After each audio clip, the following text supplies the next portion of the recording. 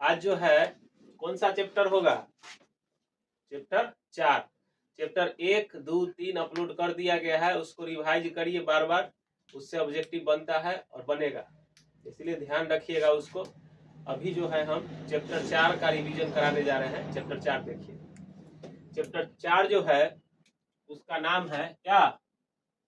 द्विघात समीकरण। कौन समीकरण? द्विघात समीकरण। इससे पहले वाला चैप्टर में, सबसे पहला चैप्टर में कथी पढ़े थे? दो चर वाले। इससे पहले दो चर और उससे पहले बहुपद। तो बहुपद पढ़ लिए थे और उसके बाद क्या पढ़े थे? दो चर वाले रैखिक समीकरण। अभी है द्विघात समीकरण। तो द्विघात समीकरण का पूछेगा व्यापक रूप क्या होता है? प्लस बी एक्स प्लस सी बराबर जीरो, यही होता है इसका व्यापक रूप। अब इसमें क्या क्वेश्चन कैसे बनता है कि आपको दे देगा ऐसे करके x into x square minus 1, इधर दे देगा x into x 2x plus 1, कहेगा कि बताइए कि द्विघात समीकरण बनता है कि नहीं। ऑब्जेक्टिव एगो पूछता है, तो इसको तोड़ना पड़ेगा पूरा अच्छा से गुना भाग करके। तो इसको 2x स्क्वायर माइनस एक्स, इधर 2x स्क्वायर प्लस एक्स, इसको उधर ले जाइए। 2x स्क्वायर यहाँ पर x स्क्वायर ही होगा। 2x स्क्वायर में से x स्क्वायर घर जाएगा तो कितना हो जाएगा? x square. आई होने जाएगा तो कितना हो जाएगा? 2x। ये द्विघात समीकरण है कि नहीं है? कि घात जो है यहाँ पे अधिकतम कितना है? 2। तो इसीलिए कैसा समीकरण? द्विघात समीकरण। द्विघात समीकरण में जो है हम लोग को x का मान निकालना रहता है। 4.1 एक्सरसाइज में जो है दिया है केवल पहचानने के लिए कि द्विघात समीकरण है कि नहीं। ऑब्जेक्टिव में देगा 4 ऑप्शन दे देगा, चारों में से पूछेगा कि इसमें से कौन सा है।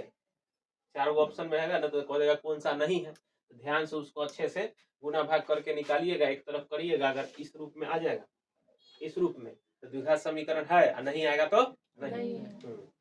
अब आगे देखते हैं। अब इसमें पूछता है कि या तो गुणनखंड विधि से पूछेगा निकालने के लिए शून्य, जैसे कि मान लीजिए कि सिंपली अभी बता देते हैं, क्या अब हार्ड के लिए अब समय नहीं है समझने के लिए।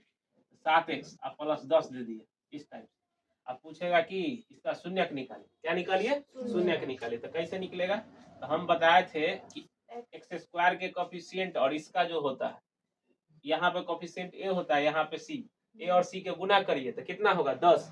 10 को इस तरह तोड़िए कि जोड़ने पर आए 7, जोड़ने या घटाने पर आए 7, और गुना करने पर कितना है? 10। X square plus 2x plus 5 plus 10 बराबर 0। यहाँ से x कॉमन ले लेंगे, x प्लस 2, यहाँ से 5 कॉमन ले लेंगे, x प्लस 2 और बराबर 0। एगो हो जाएगा x प्लस 5, एगो होगा x प्लस 2। यहाँ से 2 गो मान निकलेगा x का, एगो निकलेगा -5, एगो माइनस। इस तरह निकलता है कौन एक्सरसाइज के अनुसार? 4.2 के अनुसार। एक और फॉर्मूला होता है, सीधा दे देगा इस टाइप के। अब बोलेगा x का मान निकालिए, कौन सूत्र से? द्विघात सूत्र से। अगर बोलता है द्विघात सूत्र से, तो द्विघात सूत्र याद कर लीजिएगा, सीधा ऑब्जेक्टिव में पूछा है, लगातार एग्जाम में पूछ रहा है। द्विघात सूत्र माइनस बी प्लस माइनस जी, इसको याद कर लीजिए, दिमाग में बैठा लीजिए। कभी क्या करेगा, यहाँ पे कुछ दे देगा, यहाँ पे प्लस माइनस आगे पीछे कर देगा, यहाँ पे प्लस दे देगा, यहाँ पे माइनस दे देगा, यहाँ पे माइनस, यहाँ पे प्लस दे देगा। इसको दिमाग में बैठा लीजिए। 2-3 बार पूछा है कि सीधा द्विघात सूत्र पूछ दिया, ऑप्शन में दे दिया। ठीक है, ये क्या है? द्विघात सूत्र। अब उसके बाद एगो बचता है कि आपको मूल पहचानने वाला, कब होगा वास्तविक, कब होगा अवास्तविक, कब होगा बराबर। तो अब समझ लीजिए, यहाँ तक आ रहा है रे? चलिए, तब अगर d का वैल्यू जो होता है 0 से बड़ा होगा, जैसे कि d का वैल्यू होता है b स्क्वायर माइनस 4ac। याद रखिएगा, इसको हम इस तरह भी लिख सकते हैं, minus b plus minus root under d/2। कोई दिक्कत? यह d बराबर होता है b स्क्वायर, तो b स्क्वायर माइनस 4ac का वैल्यू अगर 0 से बड़ा होता है तो होगा भिन्न, और प्लस में क्या? वास्तविक। भिन्न और वास्तविक, भिन्न और वास्तविक। वास्तविक मतलब हो गया कि माइनस वाला नहीं आएगा, माइनस वाला नहीं आएगा। कौन वाला आएगा? खाली प्लस वाला। अब इधर देख लीजिए, अब इधर जगह नहीं। अब एक होता है d बराबर 0, d बराबर 0, तो b स्क्वायर माइनस 4ac का वैल्यू बराबर 0। अब क्या क्या होगा? यहाँ भी होगा, यहाँ बराबर होगा, और अब बराबर। वास्तविक होगा, बराबर और वास्तविक। वास्तविक।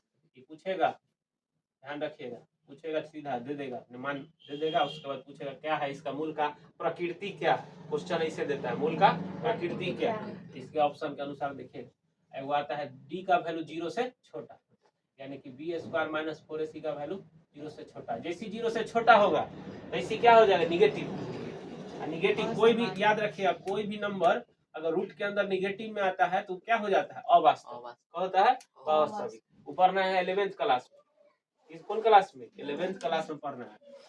अब देखिए यहाँ पे 0 होगा, ये क्या हो जाएगा, भिन्न तो होगा लेकिन क्या हो जाएगा, अवास्तविक। कोई दिक्कत। चौथा एक्सरसाइज से बस यही था, और अब तुरंत अभी पांचवा छठा, आज 3 एक्सरसाइज का अपलोड कर दिया जाएगा। इसके बाद पांचवा आते हैं जिसमें आ जाएगा समांतर श्रेणी, और छठा जिसमें आ जाएगा त्रिभुज से संबंधित ज्यामिति से जितना भी थ्योरम है सबको रिवाइज करा दिया जाएगा। चलिए।